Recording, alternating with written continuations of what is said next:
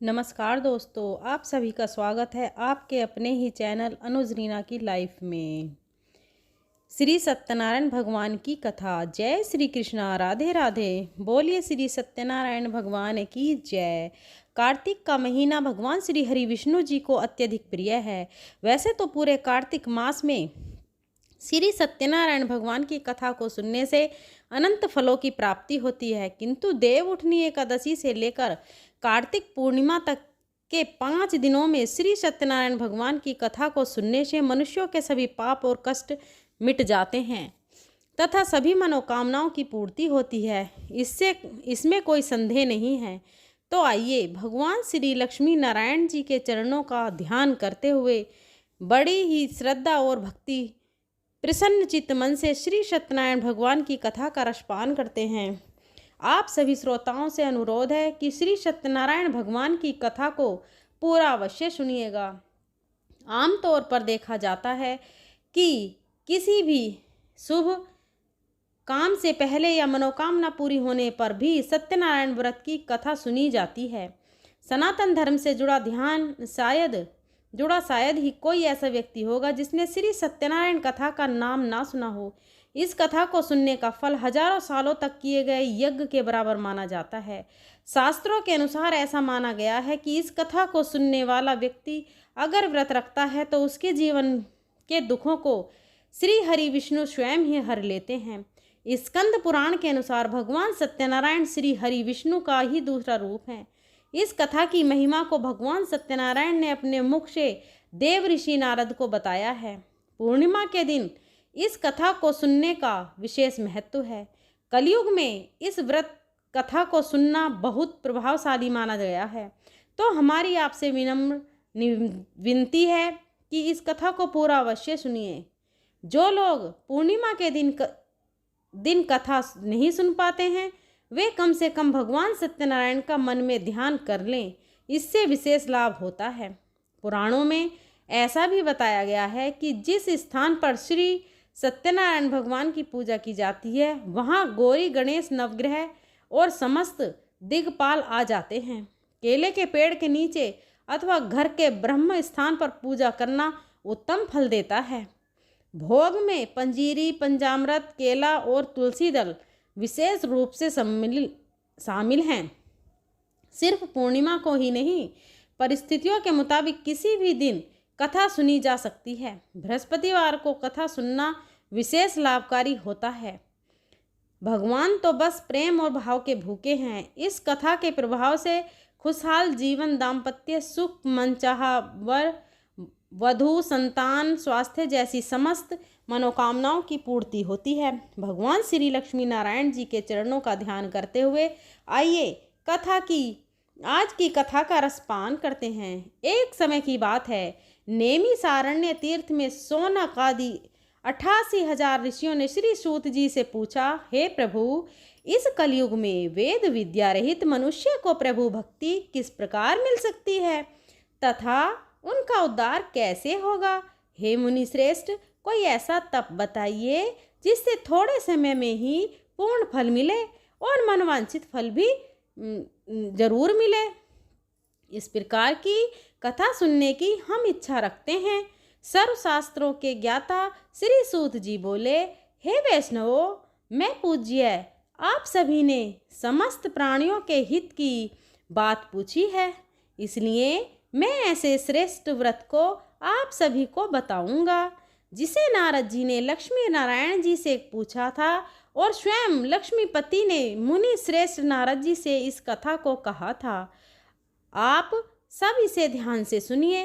एक समय की बात है, योगी राज नारद जी दूसरों की हित की इच्छा लिए अनेकों लोकों में घूमते हुए मृत्यु लोक में आ पहुँचे। यहाँ उन्होंने अनेक योनियों में जन्मे प्राय सभी मनुष्यों को अपने कर्मों द्वारा अनेकों दुखों से पीड़ित देखा। उनका दुख देख नारद जी सोचने लगे कि कैसा यत्न किया जाए जिसके करने से निश्चिंत रूप से मानव के दुखों का अंत हो जाए। इसी प्रकार मनन करते हुए वह विष्णु लोक में गए, जहाँ वह देवों के ईश नारायण की स्तुति करने लगे, जिनके हाथों में शंख, चक्र, चक्र, गदा और पद्म थे और गले में वरमाला पहने हुए थे। स्तुति करते हुए नारद जी बोले, हे भगवान, आप अत्यंत शक्ति से संपन्न हैं। मन तथा वाणी भी आपको नहीं पा सकती। आपका आदि, मध्य तथा अंत नहीं है। निर्गुण स्वरूप सृष्टि के कारण भक्तों के दुख को दूर करने वाले हैं। आपको मेरा नमस्कार है। नारद जी की स्तुति सुनकर विष्णु भगवान बोले, हे मुनि श्रेष्ठ, आपके मन में क्या बात है? आप किस काम के लिए पधारे हैं, उसे निसंकोच कहिए। इस पर नारद मुनि बोले कि मृत्यु लोक में अनेकों योनियों में जन्मे मनुष्य अपने कर्मों के द्वारा अनेकों दुख से दुखी हो रहे हैं। हे नाथ, आप मुझ पर दया रखते हैं तो बताइए कि वह मनुष्य थोड़े प्रयास से ही अपने दुखों से कैसे छुटकारा पा सकते हैं। तब भगवान श्री हरि बोले, हे नारद, मनुष्यों की भलाई के लिए तुमने बहुत अच्छी बात पूछी है, जिसके करने से मनुष्य मोह से छूट जाता है। वह बात मैं तुमसे कहता हूँ, उसे ध्यानपूर्वक सुनो। स्वर्गलोक व मृत्युलोक दोनों में एक दुर्लभ उत्तम व्रत है जो पुण्य देने वाला है। आज प्रेमवश होकर मैं उसे तुमसे कहता हूँ। श्री सत्यनारायण भगवान का यह व्रत अच्छी तरह विधि विधान से करके मनुष्य तुरंत ही यहाँ सुख भोग कर मरने पर मोक्ष पाता है। श्री हरि के वचन सुनकर नारद जी बोले, हे प्रभु, उस व्रत का फल क्या है और उसका क्या विधान है? यह व्रत किसने किया था? इस व्रत को किस दिन करना चाहिए? सभी कुछ विस्तार से बताइए। नारद जी की बात सुनकर श्री हरि बोले, दुख और शोक को दूर करने वाला, यह सभी स्थानों पर विजय दिलाने वाला है। मानव को भक्ति और श्रद्धा के साथ शाम को श्री सत्यनारायण भगवान की पूजा धर्मपरायण होकर ब्राह्मणों व बंधुओं के साथ करनी चाहिए। भक्ति भाव से ही नैवेद्य, केले का फल, घी, दूध और गेहूं का आटा सवाया लें। गेहूं के स्थान पर साठी का आटा, शक्कर और गुड़ लेकर और सभी भक्षण योग्य पदार्थों को मिलाकर भगवान का भोग लगाएं। ब्राह्मणों सहित बंधु बांधवों को भोजन कराएं। उसके बाद स्वयं भोजन करें। भजन कीर्तन के साथ भगवान की भक्ति में लीन हो जाएं। इस तरह से सत्यनारायण भगवान का यह व्रत करने पर मनुष्य की सारी इच्छाएं निश्चित रूप से पूरी होती हैं। इस कलिकाल अर्थात कलयुग में मृत्युलोक में मोक्ष का यही एक सरल उपाय बताया गया है। इस प्रकार से श्री सत्यनारायण व्रत कथा का प्रथम अध्याय संपूर्ण हुआ। आप लोग बड़ी श्रद्धा और प्रेम से बोलिए, श्री सत्यनारायण भगवान की जय। भक्तगणों, अब दूसरी कथा सुनते हैं। सूत जी बोले, हे ऋषियों, जिसने सबसे पहले इस व्रत को किया था, मैं उसका इतिहास कहता हूँ, इसे ध्यान से सुनो। सुंदर काशीपुर नगरी में एक अत्यंत निर्धन ब्राह्मण रहता था। भूख प्यास से परेशान वह धरती पर घूमता रहता था। ब्राह्मणों से प्रेम करने वाले भगवान ने एक दिन ब्राह्मण का वेश धारण कर उसके पास जाकर पूछा, हे विप्र, नित्य दुखी होकर तुम पृथ्वी पर क्यों घूमते हो? दीन ब्राह्मण बोला, मैं निर्धन ब्राह्मण हूँ, भिक्षा के लिए धरती पर घूमता रहता हूँ। हे भगवान, यदि आप इसका कोई उपाय जानते हैं तो मुझे बताइए। वृद्ध ब्राह्मण बोले कि सत्यनारायण भगवान मनोवांछित फल देने वाले हैं, इसलिए तुम उनका पूजन करो। इसे करने से मनुष्य सभी दुखों से मुक्त हो जाता है। वृद्ध ब्राह्मण बनकर आए सत्यनारायण भगवान उस निर्धन ब्राह्मण को व्रत का सारा विधान बताकर अंतर्ध्यान हो गए। ब्राह्मण मन ही मन सोचने लगा कि जिस व्रत को वृद्ध ब्राह्मण करने को कह गया है, मैं उसे अवश्य करूँगा। यदि निश्चय करने के बाद उसे रात में नींद नहीं आई, वह सवेरे उठकर श्री सत्यनारायण भगवान के व्रत का निश्चय कर भिक्षा के लिए चला गया। उस दिन निर्धन ब्राह्मण को भिक्षा में कुछ धन मिला, जिससे उसके बंधु बांधव के साथ मिलकर श्री सत्यनारायण भगवान का व्रत संपन्न किया। भगवान सत्यनारायण का व्रत संपन्न करने के बाद वह निर्धन ब्राह्मण सभी दुखों से मुक्त हो गया और अनेक प्रकार की संपत्तियों से युक्त हो गया। उसी समय से यह ब्राह्मण हर माह इस व्रत को करने लगा। इस तरह से सत्यनारायण भगवान के व्रत को जो मनुष्य करेगा वह सभी प्रकार के पापों को से छूटकर मोक्ष को प्राप्त होगा।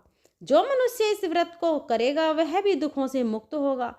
सूत जी बोले, इस तरह से नारद जी से नारायण जी का कहा हुआ श्री सत्यनारायण व्रत को मैंने तुमसे कहा।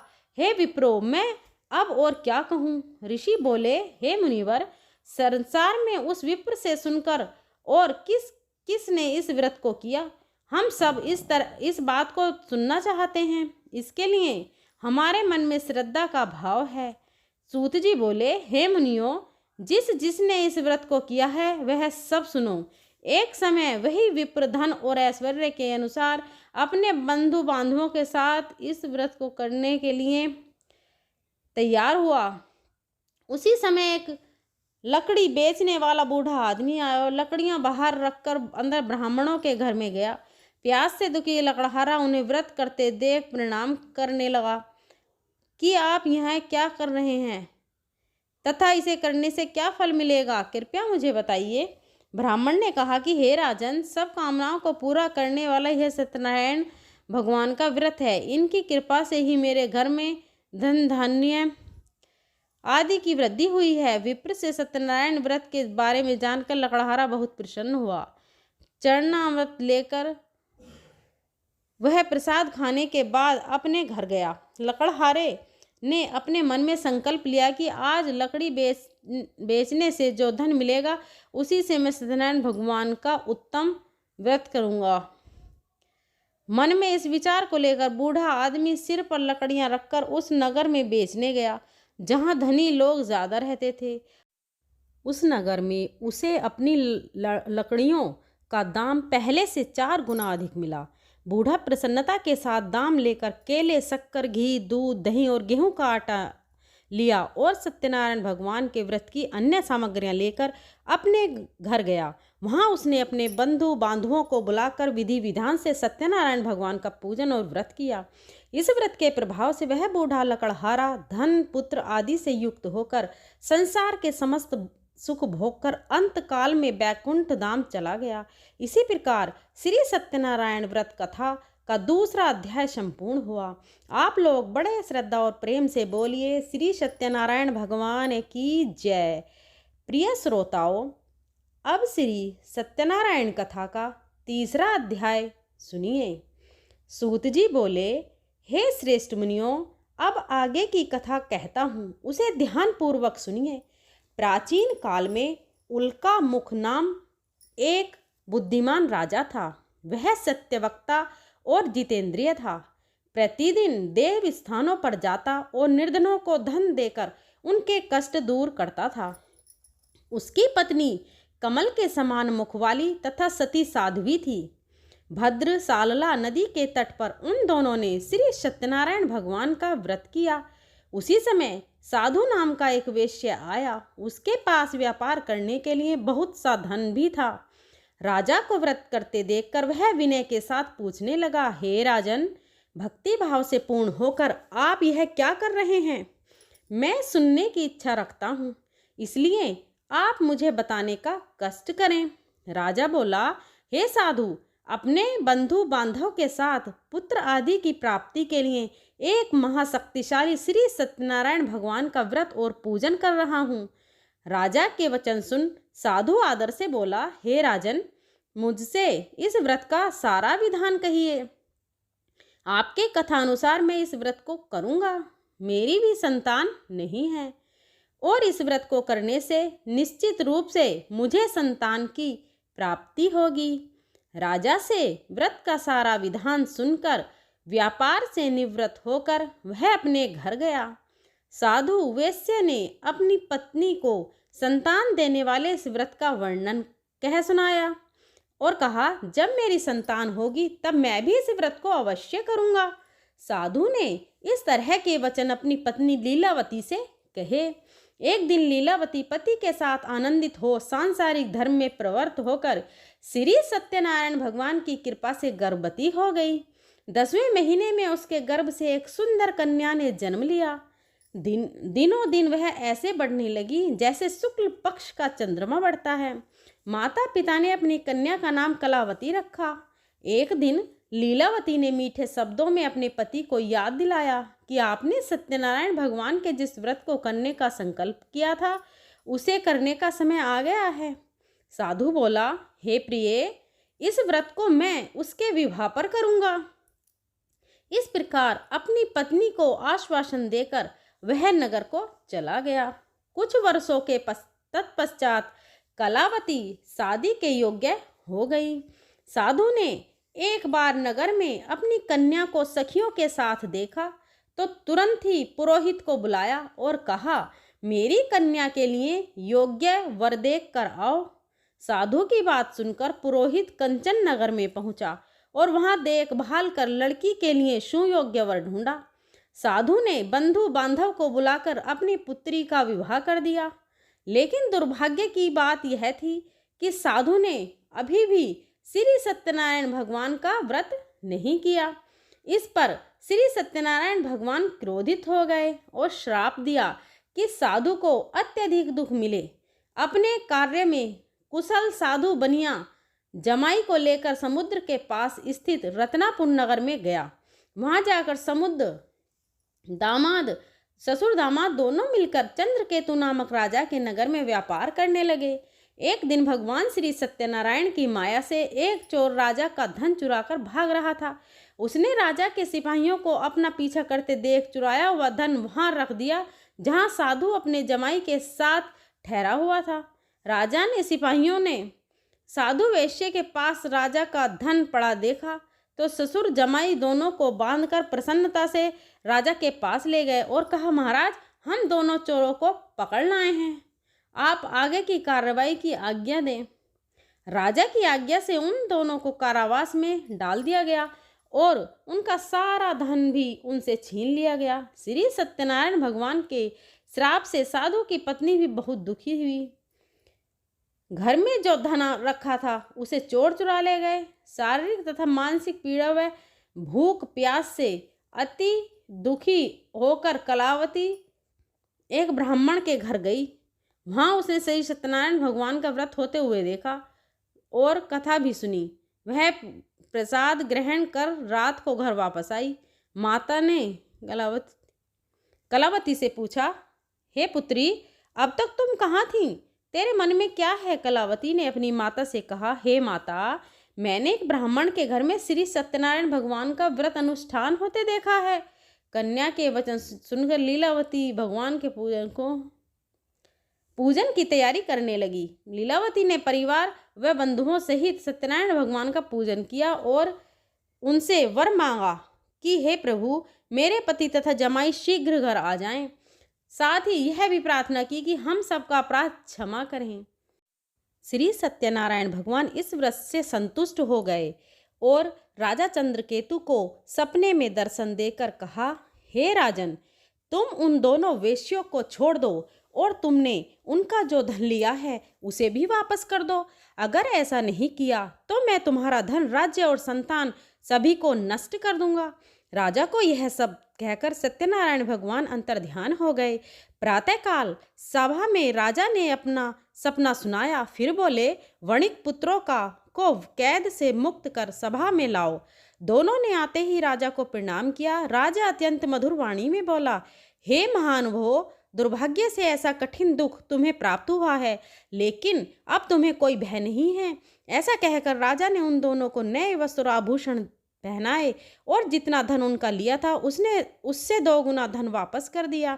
दोनों वेश्या अपने घर को चल दिए। इस प्रकार से श्री सत्यनारायण व्रत कथा का 3रा अध्याय यहीं पर संपूर्ण हुआ। बड़े श्रद्धा और प्रेम से बोलिए, श्री सत्यनारायण भगवान की जय। श्रोताओं, आइए अब श्री सत्यनारायण भगवान की कथा का 4था अध्याय सुनते हैं। सूत जी बोले, वेश्य ने मंगलाचार कर अपनी यात्रा आरंभ की और अपने नगर की ओर चल दिए। उनके थोड़ी दूर जाने के बाद एक दंडी वेशधारी श्री सत्यनारायण भगवान ने उनसे पूछा, हे साधु, तेरी नाव में क्या है? व्यापारी हंसता हुआ बोला, हे दंडी, आप क्यों पूछते हो? क्या धन लेने की इच्छा है? मेरी नाव में तो बेल और पत्ते भरे हुए हैं।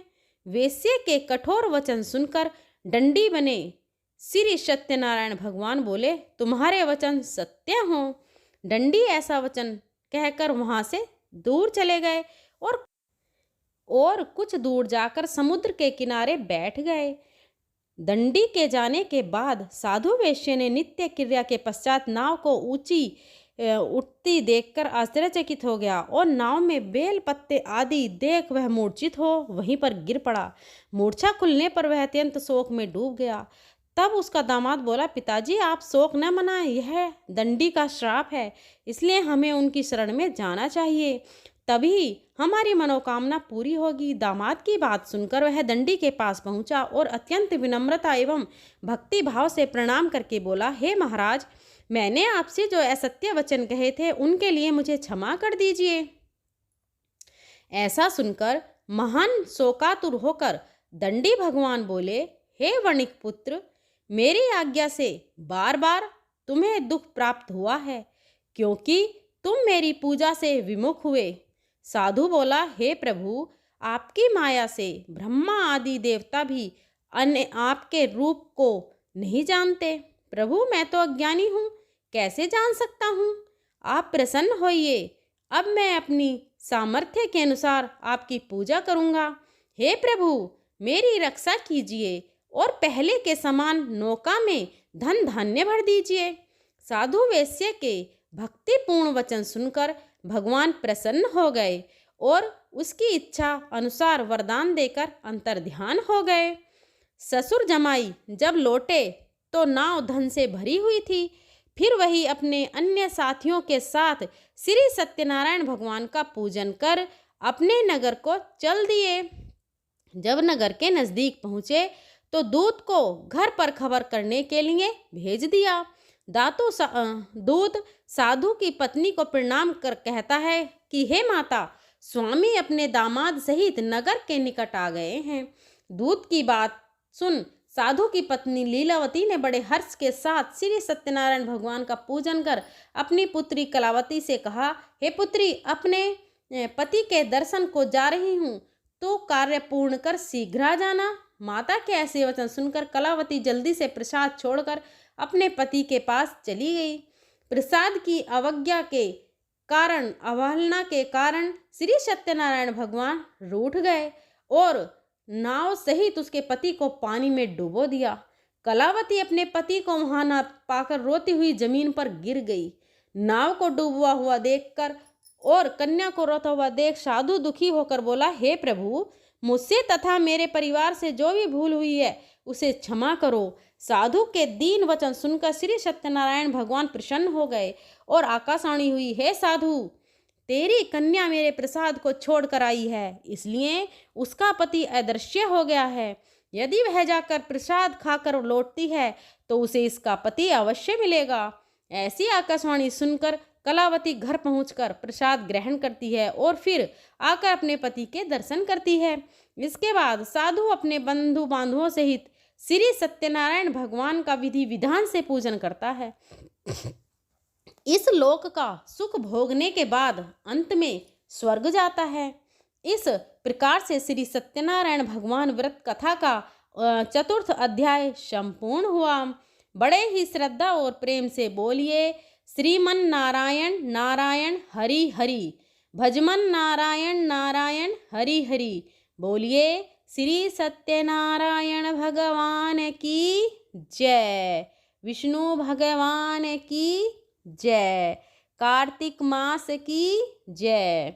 आइए अब श्री सत्यनारायण भगवान की कथा का 5वां अध्याय सुनते हैं।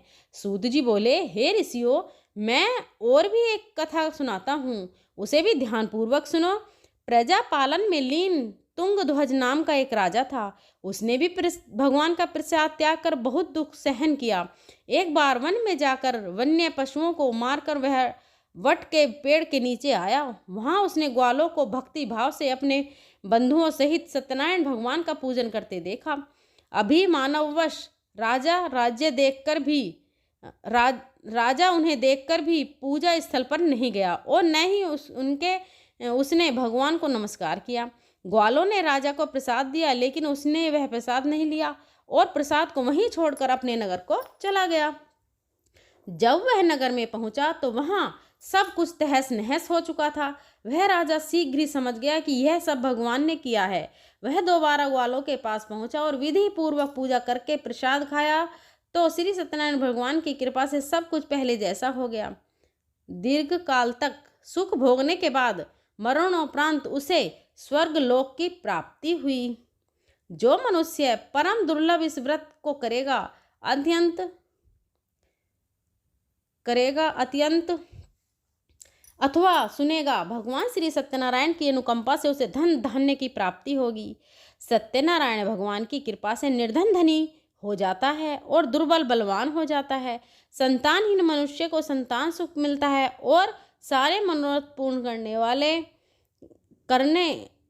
पूर्ण होने पर मानव अंत काल में बैकुंठ धाम को जाता है।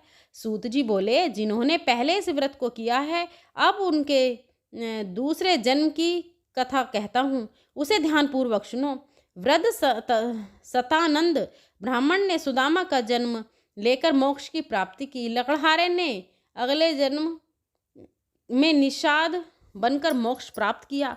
उल्का मुख नाम का राजा दशरथ होकर बैकुंठ को गए। साधु नाम के वेश्या ने मोर ध्वज बनकर अपने पुत्र को ओर से चीर का मोक्ष पाया। महाराज तुगध्वज ने स्वयं भूमि होकर भगवान में भक्ति युक्त कर्म करके मोक्ष पाया। इस प्रकार श्री सत्यनारायण व्रत कथा का 5वां अध्याय संपूर्ण हुआ।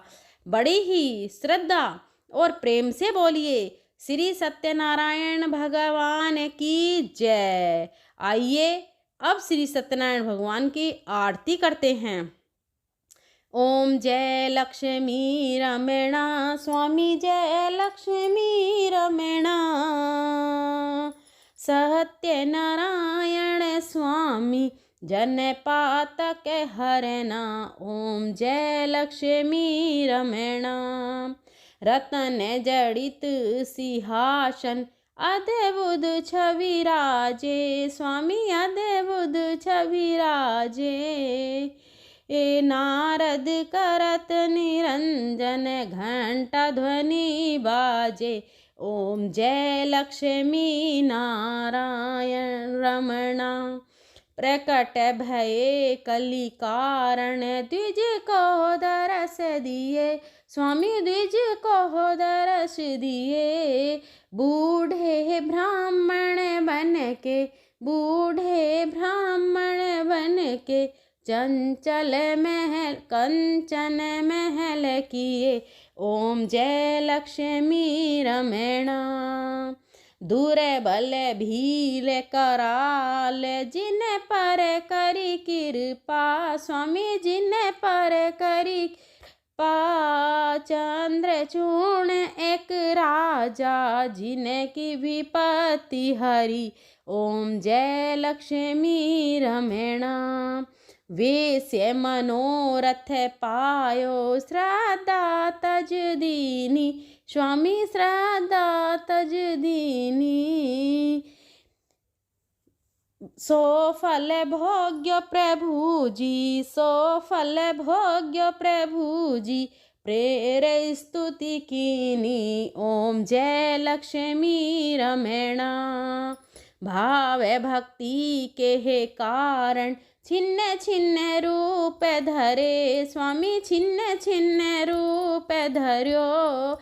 श्रद्धा धारण कीनी, श्रद्धा धारण की, जन कल जिसरो। ओम जय लक्ष्मी रमणा ग्वाल बाल संग राजा, वन में भक्ति करी स्वामी, वन में भक्ति करी। मन वांछित फल दीना, मन वांछित फल दीना। ओम दीन दयालु हरि। ओम जय लक्ष्मी रमणा चढ़ते प्रसाद सवायो कदली फल मेवा, प्रभु कदली फल मेवा।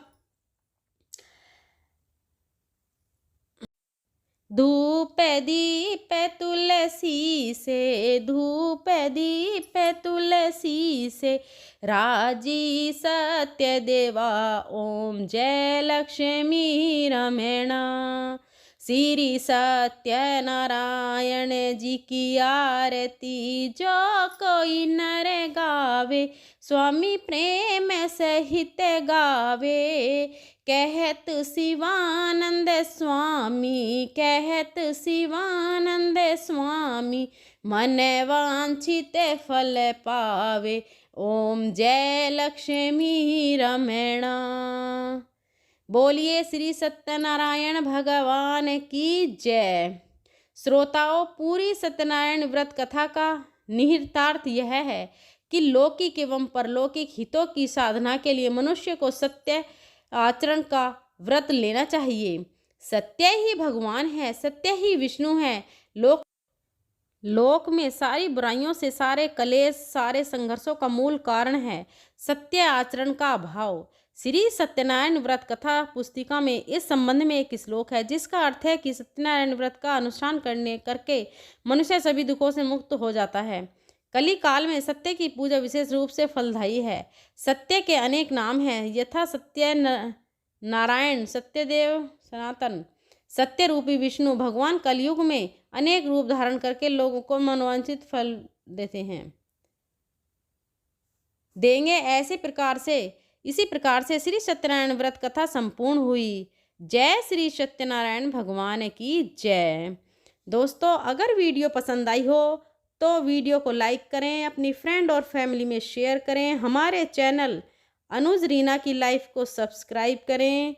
अगर बोलने में कोई त्रुटि हुई हो तो मैं हाथ जोड़कर क्षमा चाहती हूँ। मिलते हैं अगली वीडियो में, तब तक के लिए जय श्री कृष्णा, राधे राधे, धन्यवाद।